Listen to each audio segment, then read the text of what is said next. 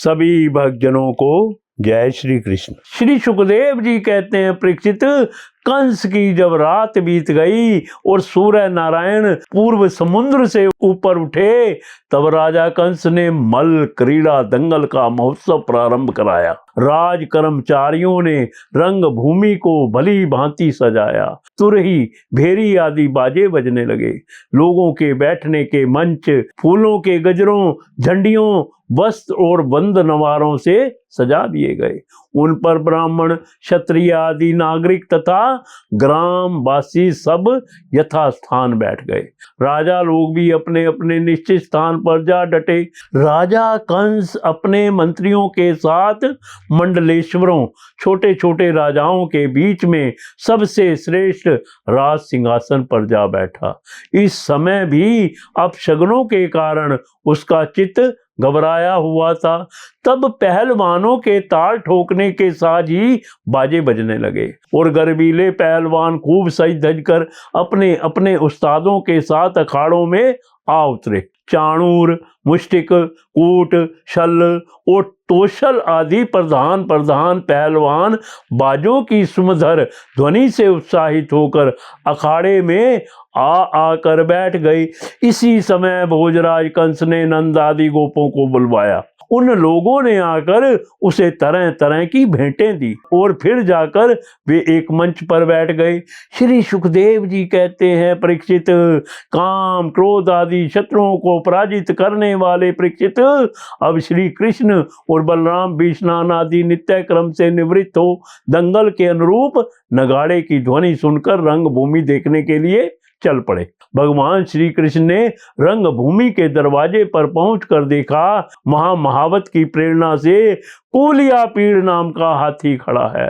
तब भगवान श्री कृष्ण ने अपनी कमर कस ली और घुंघराली अलके समेट ली तथा मेघ के समान गंभीर वाणी से महावत को ललकार कर कहा, ओ महावत, हम दोनों को रास्ता दे दे, हमारी मार्ग में हट जा।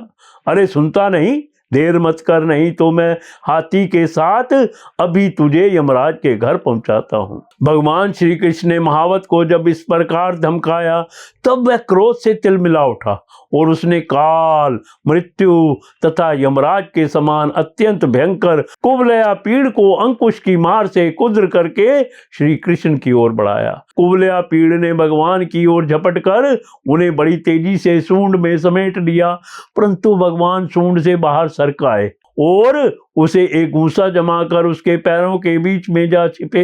उन्हें अपने सामने ना देखकर कुवलया पीड़ को बड़ा क्रोध हुआ।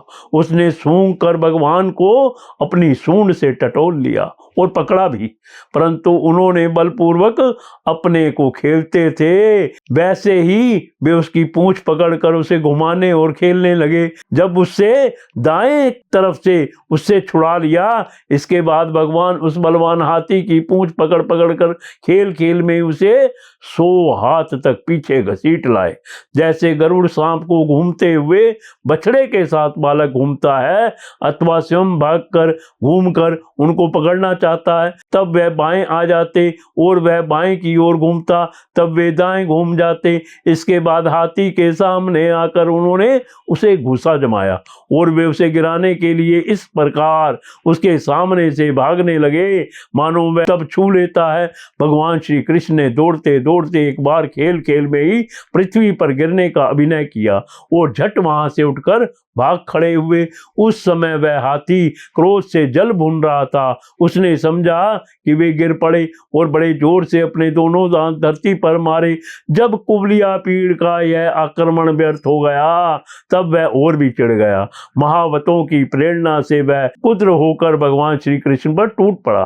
भगवान मधुसूदन ने जब उसे अपनी ओर झपटते देखा, तब उसके पास चले गए और अपने एक ही हाथ से उसकी सूंड पकड़कर उसे धरती पर पटक दिया। उसके गिर जाने पर भगवान ने सिंह के समान खेल ही खेल में उसे पैरों से दबाकर उसके दांत उखाड़ लिए और उन्हीं से हाथी और महावतों का काम तमाम कर दिया।